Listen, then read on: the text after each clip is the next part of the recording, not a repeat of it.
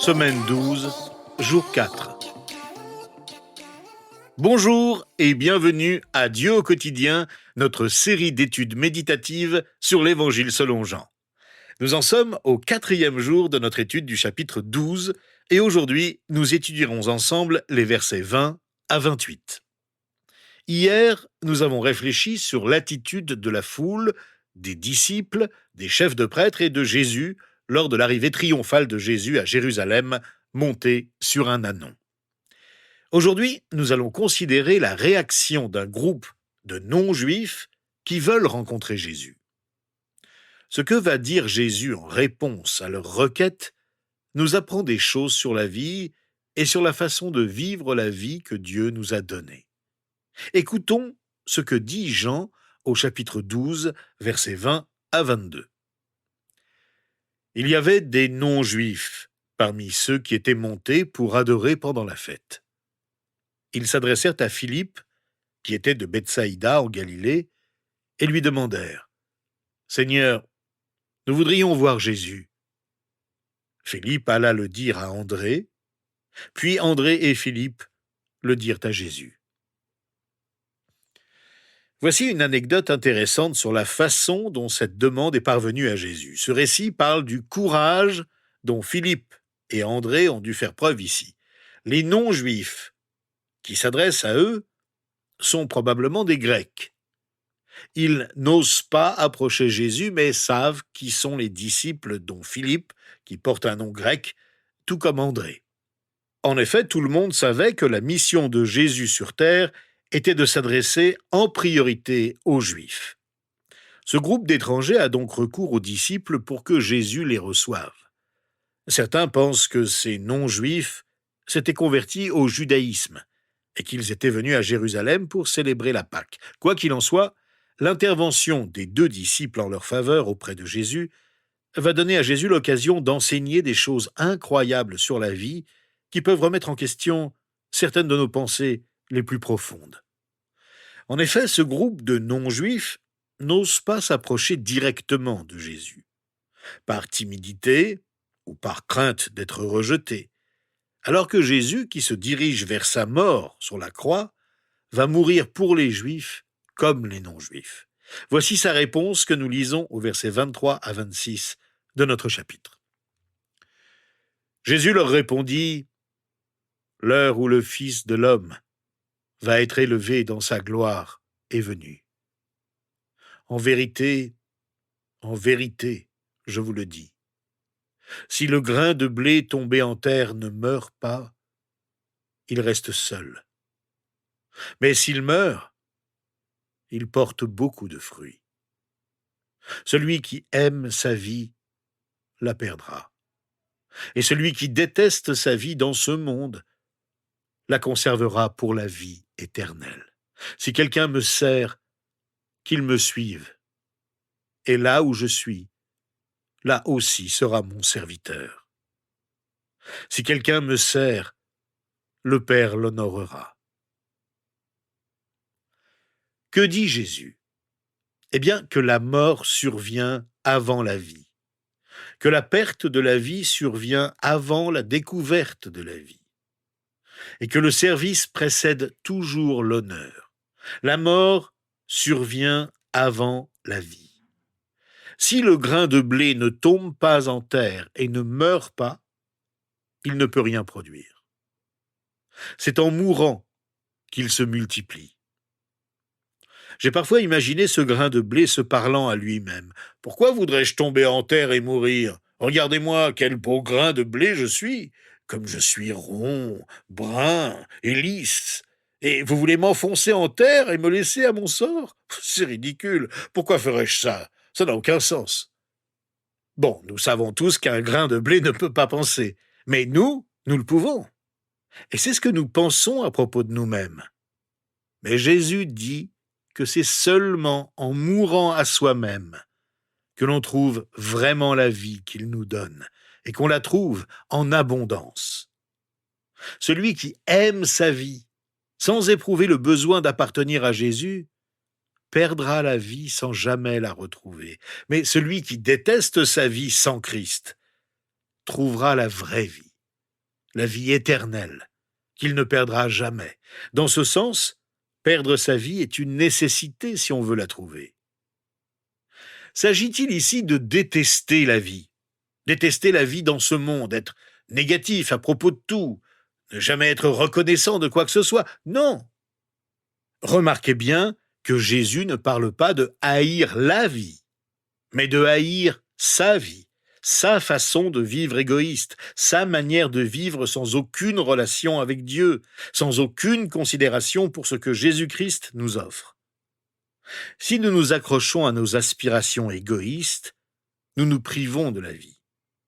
Mais si nous les abandonnons et acceptons la lumière de Dieu et la vie de Dieu, nous vivrons. Voilà donc l'essentiel. De quoi avez-vous besoin de vous débarrasser? Qu'est-ce que vous devez faire mourir en vous? Jésus ne parle pas de choses matérielles ici. Renoncer à certaines choses pourrait être le résultat de notre transformation, mais ce dont Jésus parle ici est bien plus profond. Il dit que c'est notre égoïsme, notre égocentrisme, notre autopromotion, notre autoprotection, c'est tout cela qui doit mourir. Nous devons absolument renoncer à notre égoïsme, nous oublier nous-mêmes. Cela peut paraître effrayant, mais Jésus affirme que c'est le seul moyen de trouver la vie. Le seul moyen de trouver la vie est de la confier entièrement à Jésus. Et la preuve que nous avons reçu la vraie vie se trouve dans le service que nous rendons à Jésus en retour. Notre nouvelle vie devient une vie de service. Et le service précède l'honneur. Si quelqu'un me sert, qu'il me suive. Et là où je suis, là aussi sera mon serviteur. Si quelqu'un me sert, le Père l'honorera. Être en communion avec Jésus-Christ, c'est le suivre. Lui qui a dit qu'il est le bon berger, Jésus s'est comporté jusqu'à la mort comme un serviteur du Père céleste. Il ne nous demande rien de moins, rien de plus. Plus on le sert comme lui-même a servi, plus on lui appartient. C'est ainsi que Dieu nous honorera, car Dieu veut nous honorer. Plus nous nous oublions nous-mêmes, plus nous pensons aux autres, en communion avec Jésus-Christ, plus Dieu, notre Père du ciel, nous honorera. En disant tout cela, en parlant de la vérité sur la mort et sur la vie, Jésus parle aussi de ce à quoi il va se confronter dans les prochains jours, les derniers de sa vie parmi les Juifs et les non-Juifs. Il sait à quel prix il va nous donner la vie éternelle. Car le don de soi passe par une souffrance inévitable. Nous le lisons aux versets 27 et 28 de notre chapitre. Maintenant, mon âme est troublée. Et que dirais-je? Père, délivre-moi de cette heure. Mais c'est pour cela que je suis venu jusqu'à cette heure. Père, révèle la gloire de ton nom. Une voix vint alors du ciel. J'ai révélé sa gloire, et je la révélerai encore. Le Père céleste s'est directement adressé à Jésus à 3 reprises, toujours dans des moments déterminants de son ministère. Sa voix a été entendue par ceux qui l'entouraient lors du baptême de Jésus, lors de sa transfiguration, et ici au milieu de la foule qui comptait des Juifs et des non-Juifs. C'est un moment très important de sa vie. Jésus a vécu ce moment lorsqu'il se trouvait dans le jardin de Gethsémane. Que va-t-il demander au Père? Père, délivre-moi de cette heure? Ou bien, Père, manifeste ta gloire? Lorsque nous nous trouvons nous-mêmes aux prises avec une décision difficile à prendre, que déciderions-nous? Eh bien, nous voudrions pouvoir demander « Père, manifeste ta gloire tout en me délivrant de cette heure. Si tu pouvais m'épargner la douleur, les épreuves. » Dieu nous répond favorablement parfois. Mais il œuvre souvent pour glorifier son nom en agissant dans nos vies à travers les difficultés que nous rencontrons. Alors, comment prier en temps de détresse? Je crois qu'il est bon de demander « Délivre-moi de cette heure ». Surtout si Dieu ne nous a pas montré qu'il voulait que nous traversions telle ou telle épreuve. Jésus, lui, savait qu'il allait être crucifié. Il ne pouvait donc même pas formuler sa prière dans ce sens. Si nous n'avons pas encore été conscients de la situation à laquelle nous nous confrontons, à la situation que nous allons traverser, de notre santé, de notre relation ou de notre travail, si Dieu ne nous a pas clairement montré le chemin que nous devons suivre, prions. Délivre-moi de cette heure. Mais une fois que nous nous rendons compte que l'heure est clairement à l'épreuve, et que nous admettons que Dieu va nous laisser traverser une épreuve en la permettant, prions sans hésiter, Père, glorifie ton nom à travers ce qui m'arrive. En fait, alors que nous prions ensemble aujourd'hui, à la fin de notre étude, prions précisément notre Seigneur ainsi. Seigneur, notre Dieu et notre Père, que ta volonté soit faite.